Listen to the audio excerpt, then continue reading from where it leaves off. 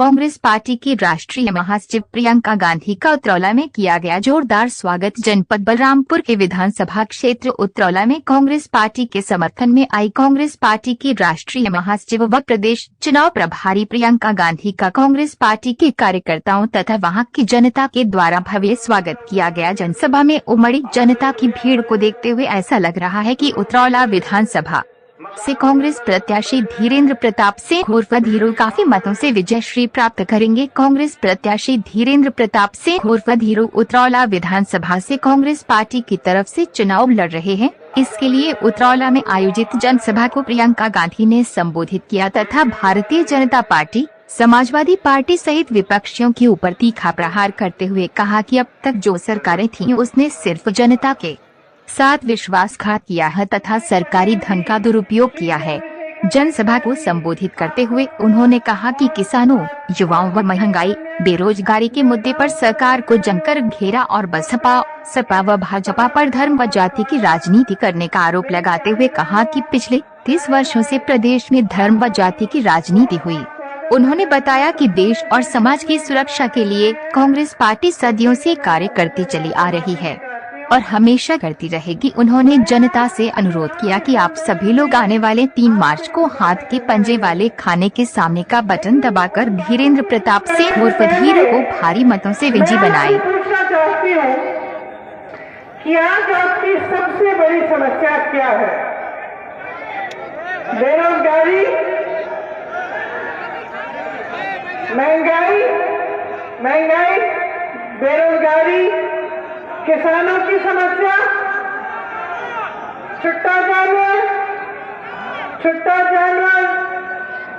और खाद मिलती है? नहीं। उपज का दाम मिलता है? नहीं। जो बेरोजगार है वो जब भर्ती के परीक्षा देते हैं तो क्या होता है? नियुक्ति होती है? नहीं। लाठियां चलती है, लाठियां। ठीक है, तो महंगाई, बेरोजगारी, किसानों की जो समस्याएं हैं, जो छोटे दुकानदार हैं, छोटे व्यापारी हैं, उनकी जो समस्याएं हैं, मेरी बहनें आपकी जो समस्याएं हैं, ये आप सबसे बड़ी समस्याएं हैं। सही बात है? सही है। तो मैं आपसे पूछना चाहती हूँ, जब महंगाई आपके घर आती है तो क्या दरवाजा खटखटा कर पूछती है कि आपका धर्म क्या है? नहीं। जब बेरोजगारी आती है आपके घर तो क्या चुन कर आती है? क्या वो कहती है कि इस घर में नहीं जाऊंगी क्योंकि इधर तो कुछ एक धर्म के लोग। जब छुट्टा जानवर आपके खेत चलता है तो क्या चेक करके चलता है कि भाई ये किसका खेत है? ये क्या हिंदू का खेत है या मुसलमान का खेत है या किसी दलित का खेत है या किसी ब्राह्मण का खेत है? पूछता है छुट्टा जानवर कि चले जाता है? नहीं पूछता ना। तो कभी आपने सोचा है कि ये जो राजनीतिक दल है, Bahujan Samaj party, Samajwadi party, Bharatiya Janata party, इसके नेता बार बार धर्म और जाति की बात क्यों करते हैं? कभी पूछा आपने अपने आप से? आखिर नेता का क्या काम होता है? सेवा करना, विकास लाना। तो क्या जब विकास लाएंगे, जब बिजली का तार डलेगा तो क्या ये बिजली चुन कर जाएगी लोगों के घरों में? क्या ये बिजली किसी धर्म के घर में आकर टिक जाएगी या सबके घरों में जाएगी? क्या ये सड़क जो इनको बनानी है, क्या ये कुछ ही लोगों के लिए सड़क बनाएंगे कि सब चलेंगे इस सड़क पे? जब आपके घर में पानी की टूटी लगानी हो या विकास कराना हो या यहाँ कोई बड़ा उद्योग लगाना हो तो उसका फायदा क्या कुछ धर्म के लोग और कुछ जाति के लोग करेंगे कि सबका फायदा होगा? फायदा तो सबका होगा। विकास आप चुन कर नहीं सकते। देना है, करना है तो सबके लिए करना होगा। तो ये क्या सनक है इन लोगों की कि ये धर्म की बात, जाति की बात बार बार करते हैं? ये आपके सामने चुनाव के समय मंच पर आते हैं, कोई बुलडोजर की बात करेगा, कोई आतंकवाद की बात करेगा, कोई पाकिस्तान को ले आएगा यहाँ, कोई धर्म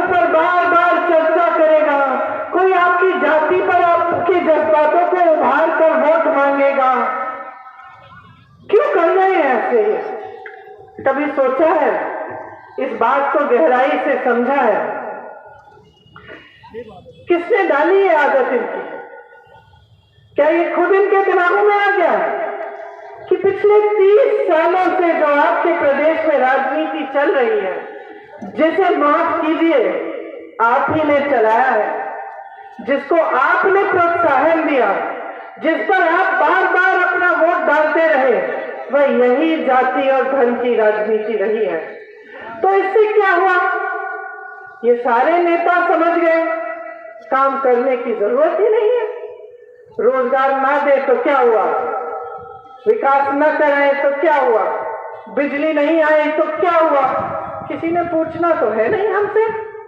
हम 5 साल बाद आएंगे, धर्म की बात करेंगे, ध्रुवीकरण करेंगे, धर्म के आधार पर हमें वोट मिल जाएगा, जाति के आधार पर हमें वोट मिल जाएगा, हम आगे बढ़ेंगे, फिर से सत्ता में आएंगे, राज करेंगे, अपने अपने बड़े बड़े उद्योगपति मित्रों को और रईस बनाएंगे, गरीबों को गरीब छोड़ देते हैं, कौन पूछेगा हमसे। ये इनके दिमाग में बात बैठ गई है। वरना ये क्या बात हुई कि सरकार इनकी 5 सालों के लिए 5 साल बाद आपके सामने आते हैं।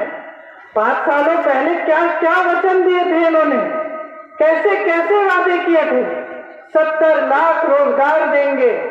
आज इन्हीं के नेता आकर कह रहे हैं कि भाई 4 लाख रोजगार दिए हमने। आपने तो 70 लाख कहा था। आपकी तो हिम्मत भी नहीं होनी चाहिए कि मंच पे खड़े होकर आप कह रहे हैं कि 4 लाख किए, बाकी 66 लाख को क्या हुआ, कोई पूछ ही नहीं रहा है। आप मंच पे खड़े होकर कहते हैं यहाँ के प्रधानमंत्री, अरे देश के प्रधानमंत्री जिनको लोग अंतर्यामी बोलते हैं, सर्वज्ञानी बोलते हैं, लोग तो डरते हैं कि कहीं अपने कमरे में किसी ने उनकी खिलाफत कर ली, उनके खिलाफ कुछ कह दिया, उनको पता चल जाएगा किसी तरह से। उनको तो हर चीज की जानकारी होती है। लेकिन पिछले हफ्ते आपके सामने आए यूपी में, बहुत दिनों बाद आए, वो अलग बात है। 5 सालों में आने का कष्ट नहीं किया, ठीक है, वो अलग बात है, लेकिन आए चुनाव के लिए पिछले हफ्ते, और आकर क्या कहा कि मेरे संज्ञान में नहीं था कि उत्तर प्रदेश के किसानों की ये छुट्टे जानवर की समस्या है। अब मेरे संज्ञान में आ गया है, अब मैं इसको सुलझा दूंगा। अब मुझे बताइए, आपको सब कुछ मालूम है, वहां अमेरिका में क्या हो रहा है, रूस क्या कर रही है, किसी और देश में कौन क्या कर रहा है, कौन सा राष्ट्रपति बीमार पड़ गया, किसी को खांसी आ गई, आपको पता चल जाता है। आप चिट्ठी भी लिख देते हो। आपके बड़े बड़े उद्योगपतियों के साथ क्या हो रहा है, कौन सी समस्या है, वो तो आप सुलझा देते हो। उनके बड़े बड़े कर्ज हैं, आप माफ कर देते हो। और आपको किसी ने नहीं बताया 5 सालों में कि किसान का इतनी बड़ी समस्या है। किसान आपके दरवाजे पे आंदोलन कर रहा था क्योंकि आप ऐसे कानून ला रहे थे जिससे किसान करे मेहनत, किसान का खून पसीना, और फायदा उठाए आपके उद्योगपति दोस्त। और आपको पता ही नहीं था कि किसानों की क्या समस्याएं हैं। और देखिए हिम्मत, कैसी हिम्मत दे दी है आप सबने उनको। कह भी रहे हैं कि मैं इस देश का प्रधानमंत्री हूं, सालों से छुट्टा जानवर तुम्हारे खेत को चरा जा रहा है, तुम कमा नहीं पा रहे हो, यह हिम्मत दे दी है आपने इनको। आपने इतनी बड़ी हिम्मत दे दी कि प्रधानमंत्री जी ने कहा कि मैंने एक वीडियो देखा, उस वीडियो में एक बूढ़ी अम्मा कह रही थी कि मैं तो मोदी जी को ही वोट दूंगी। तो पत्रकार ने उससे पूछा कि क्यों? उन्होंने कहा कि मुझे तो मोदी जी राशन देते हैं, मैंने तो मोदी जी की नमक खाई है, मैं उनके साथ गद्दारी नहीं करूंगी। बहुत 2-3 बार बोला उन्होंने। और मैं आपसे पूछना चाहती हूं कि जब नेता की ये मानसिकता हो जाती है कि जनता उसकी नमक खा रहा है, तो क्या होता है देश प्रदेश को? नेता जनता का नमक खाता है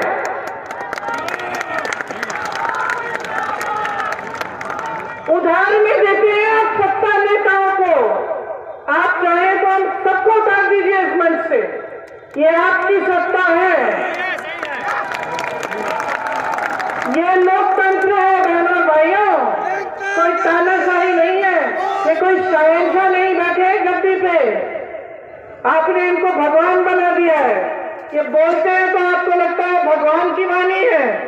अरे जाग जाइए, जाग जाइए, आपको गुमराह किया जा रहा है। हर 5 साल आकर धर्म की बात, जाति की बात कर करके सत्ता में रह रहे हैं और आपको खाई में डाल रहे हैं। यहाँ एक इंसान नहीं है, मैं दाव लगा सकती हूँ आप में से एक जना खड़े होकर मुझे बताए कि पिछले 5 सालों में आपके जीवन में तरक्की आई है।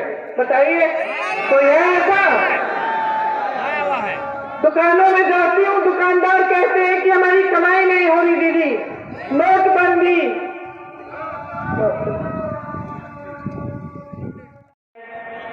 किसानों को की इतनी बड़ी समस्याएं हैं, छुट्टे जानवर की समस्या है, धान गेहूं गन्ने का पैसा नहीं मिलता, खाद नहीं मिलती।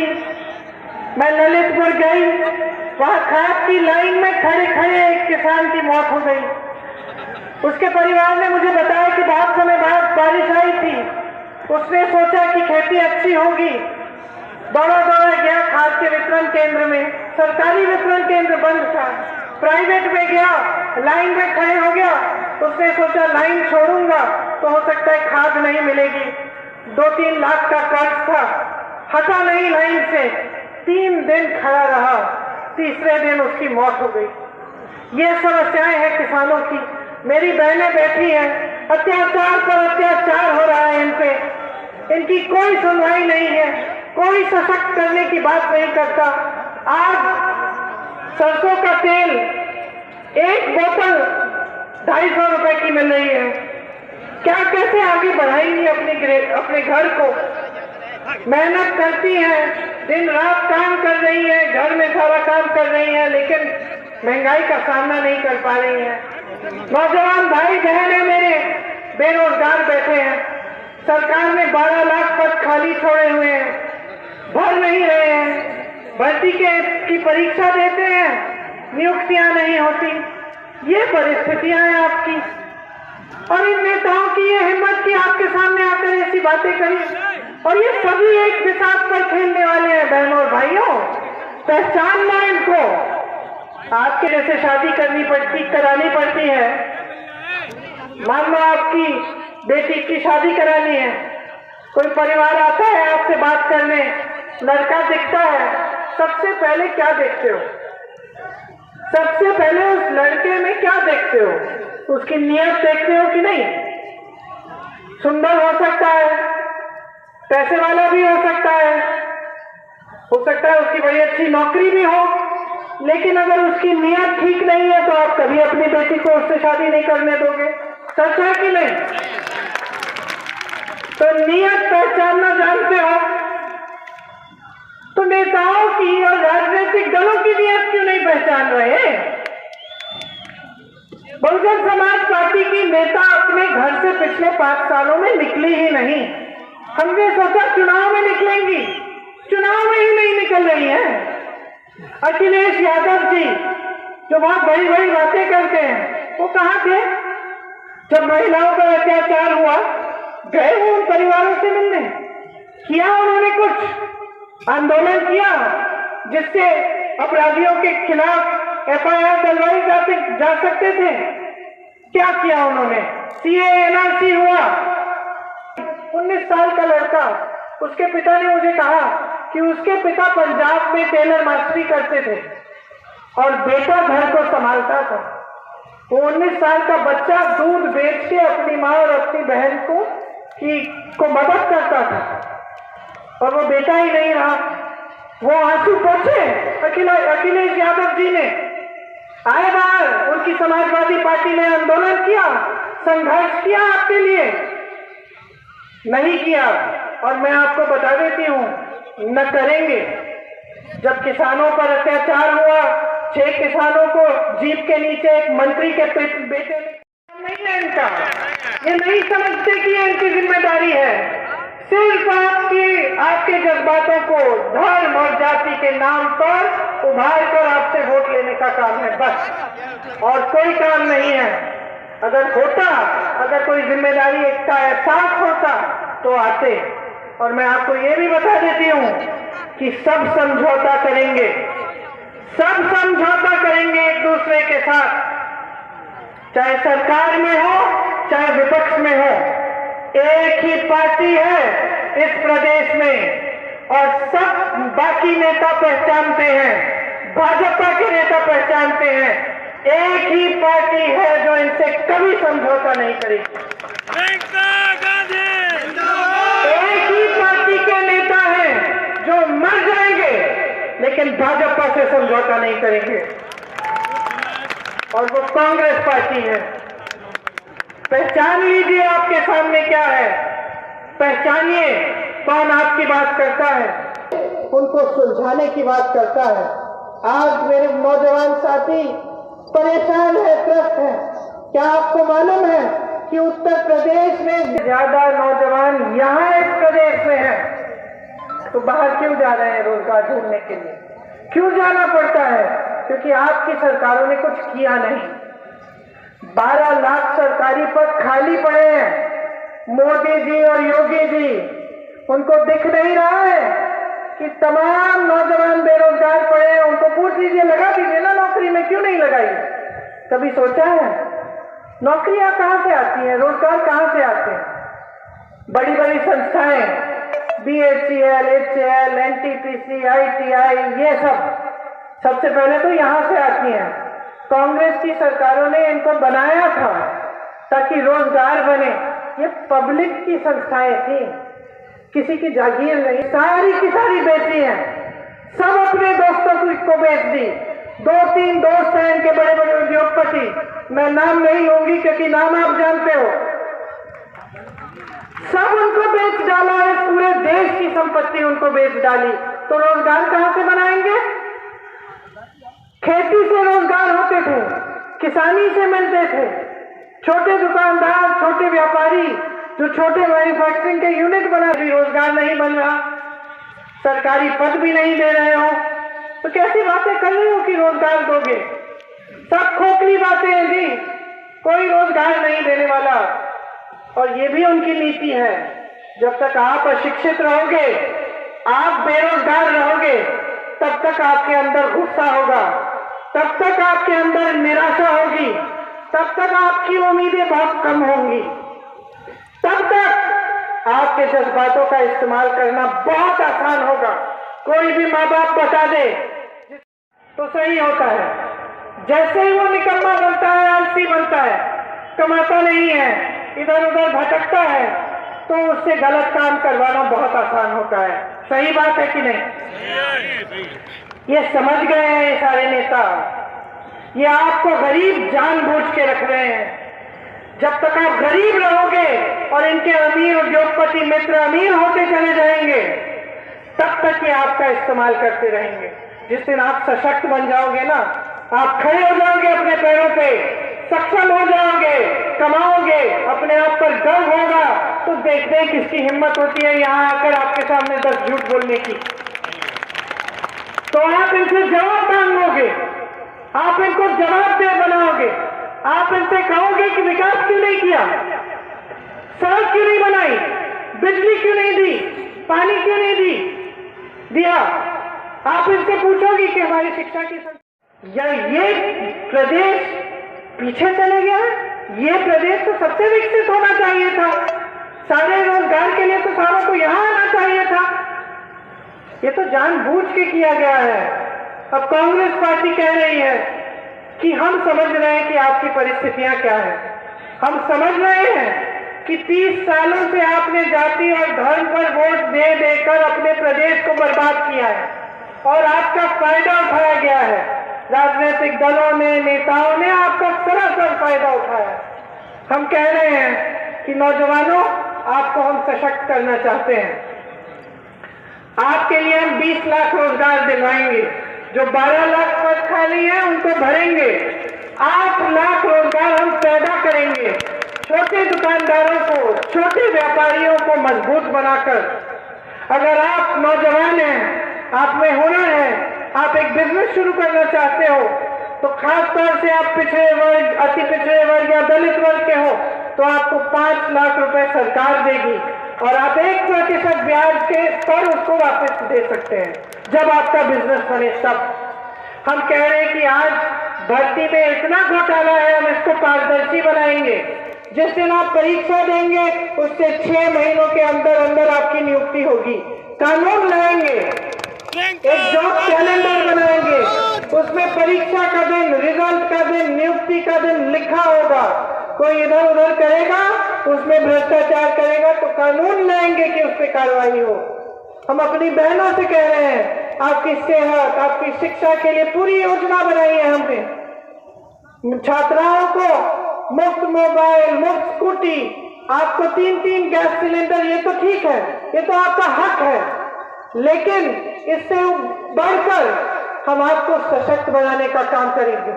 40% जितनी भी सरकारी रोजगार हैं आपको मिलेंगी पहले के आरक्षणों के तहत। आप पर अगर अत्याचार होगा और FIR दर्ज नहीं करने नमक खाया है, जिसके नेता जानते हो कि आपने बनाया है और आपके लिए संघर्ष करना उनका कर्तव्य है, उनका धर्म है। यही होता है नेता का धर्म। ये धीरू जी एक ऐसे नेता हैं जो मेहनत करते हैं और अपनी जिम्मेदारी समझते हैं। इनको आगे बढ़ाइए, कांग्रेस पार्टी के घोषणा पत्र पढ़िए, समझिए कि कांग्रेस पार्टी की नीतियां अलग क्यों हैं, कांग्रेस पार्टी क्या करना चाहती है, और समझने के बाद ही अपना वोट डालिए। मैं दावे के साथ कह सकती हूँ कि उत्तर प्रदेश में कोई और ऐसी पार्टी नहीं है जो सिर्फ आपके लिए नीतियां बनाए, जो आपको आगे बढ़ाने के लिए, आपके विकास के लिए काम करेगी। हमें मौका दीजिए, उत्तर प्रदेश में कांग्रेस की सरकार बनाइए, इधर उधर मत भटकिए। जब बनेगी तो आप खुद देखेंगे कि आपने सही निर्णय लिया। आप सबको बहुत बहुत धन्यवाद। कुछ लंबी बातें कर ली मैंने,